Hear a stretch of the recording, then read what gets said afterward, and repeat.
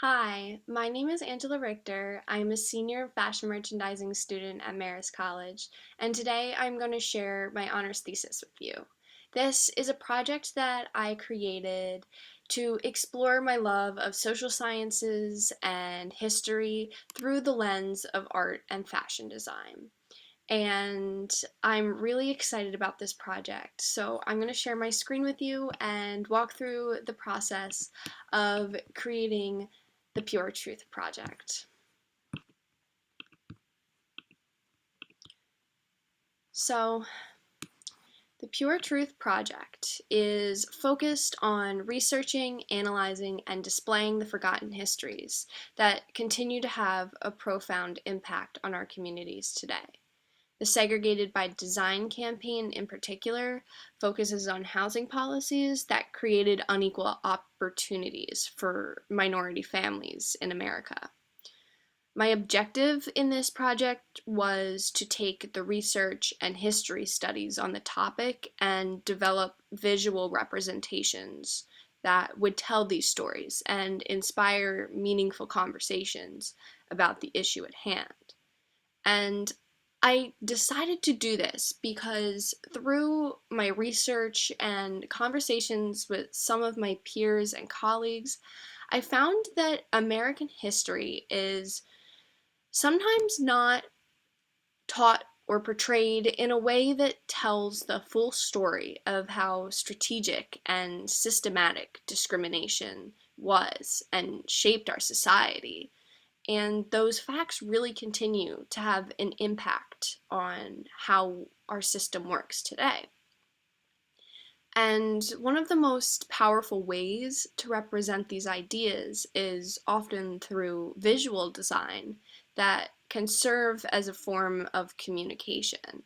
So, by developing a collection of art that I could ultimately produce as garments, what I created was essentially wearable conversation starters. And while there are quite a few hidden histories of America that I could have chosen to focus on, housing discrimination and the housing crisis in particular is a topic that traces back to the 1930s, but is still prevalent today. Starting with something known as redlining in 1938, government agencies created residential security maps through 239 US cities, whereby they divided and graded neighborhoods across America. Green stood for best, blue for still desirable, yellow for definitely declining, and red for hazardous. Those green areas were reserved for white families, and mortgage lending tactics and leasing policies forced African American families into parts of the city that were inaccessible, close to industry and production factories, and ultimately not supported or upkept because of their label as hazardous. Future tactics like public housing projects and mortgage loaning policies were strategic developments that further divided African American and white living spaces. And although by 1968 the Fair Housing Act made it unlawful to refuse renting, selling, or providing finances for a dwelling based on race, preventing black families from owning homes in the white suburbs for over 30 years meant they already lived in overcrowded spaces with undermined resources and were much less likely to have built up equity and find high paying jobs that would accumulate enough wealth to move out of these redlined areas. So the trajectory for divided neighborhoods across America remained. And as property values in green line sectors increased and red line ones continued to be devalued, the country stayed segregated by design. And when I created this design, I wanted it to be representative of this idea that while sections of cities flourished and were built up, others were left to decline and property values diminished, as depicted through the elegant city buildings versus the destructed or blank spaces I left. And then the thick line that traces through the cityscape tells that story of an ongoing history of discrimination connected to policies like redlining. And I think displaying this on a long silk scarf is representative of that continuous concept that will keep impacting families for generations to come if no change is brought. This topic of housing discrimination has such a strong hold on so many different aspects of life, more than just where one person lives.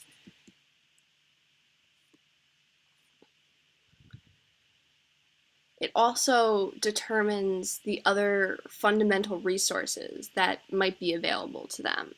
So, owning a home in America is tied to future wealth generation, education quality, health and healthcare accessibility, and employment opportunities.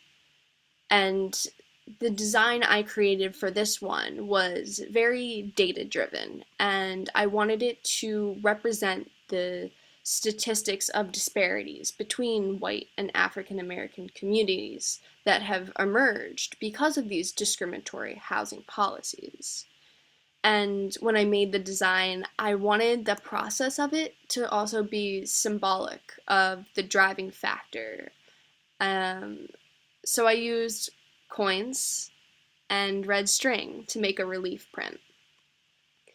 And there's four main parts to this design. The red lines mimic the graph, which shows family wealth between white and black families in America, which is currently 7 times higher for white families today.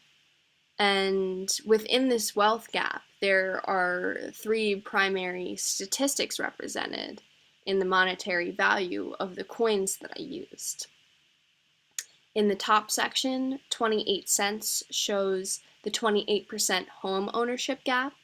Today, 73% of white American families are homeowners, and only 45% of black and Hispanic families own homes. Among those homeowners, whites hold considerably higher levels of generational equity, which ultimately allows them and their future generations to get higher educations and find higher paying jobs, which in turn leads to them buying homes in higher valued areas. And so that cycle continues. Between the two red lines is 67 cents, which shows that black zip codes are actually 67% more likely to have a shortage of primary care physicians. This is detrimental in the fact that minority neighborhoods are shown to have higher chances of exposure to sulfate, nickel, lead.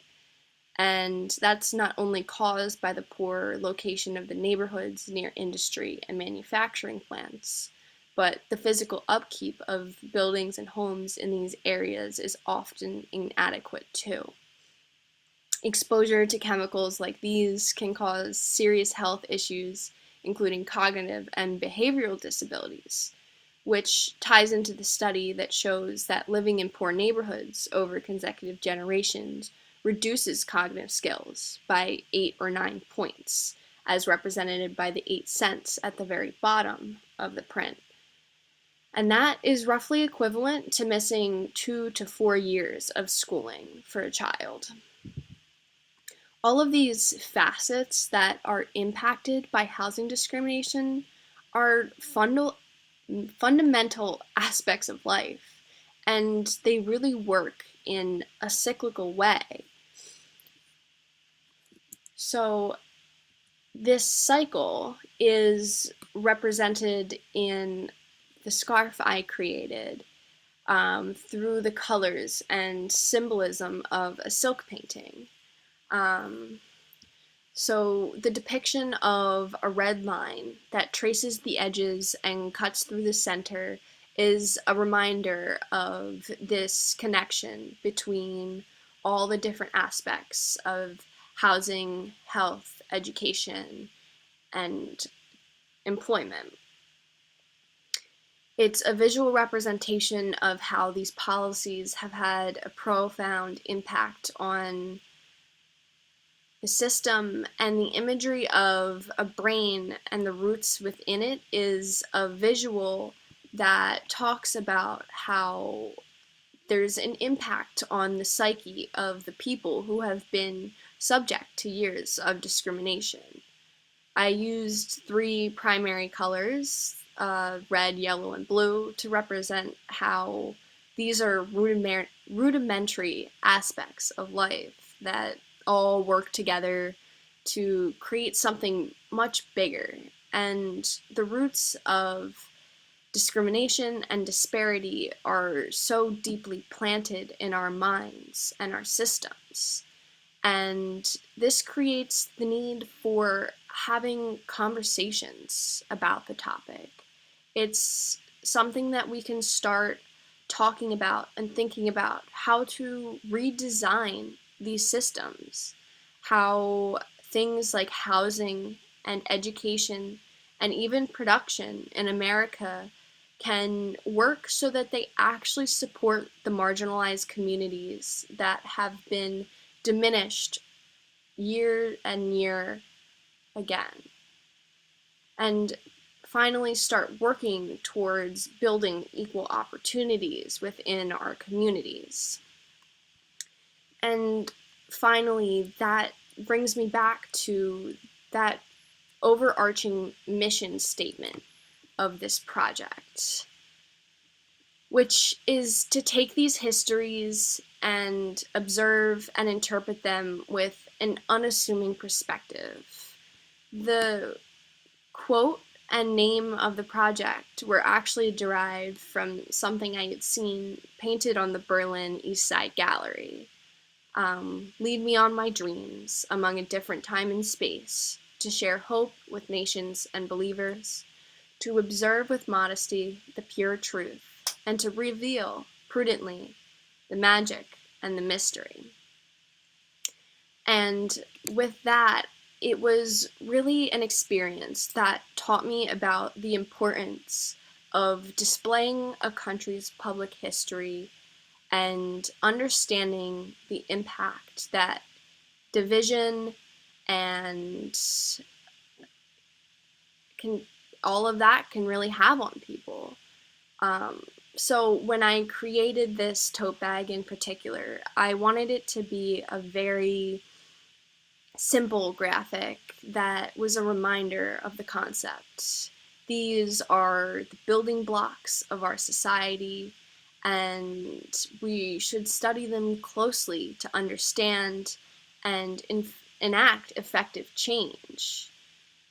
I really encourage you to check out the resources that I included in my presentation below to learn more about housing discrimination and the housing crisis in America, particularly the film by Andrew Rothstein and the podcast, which I linked below. As you learn about these, I hope you remember to observe with modesty and find the pure truth. Thank you so much for watching my presentation today. It really means a lot, and I hope this inspired you to learn something and learn a little bit more about how history influences our day-to-day lives. Please feel free to reach out to me with any questions, comments, or even just to have a conversation about the topic, because that's the most important thing about this all. Thank you.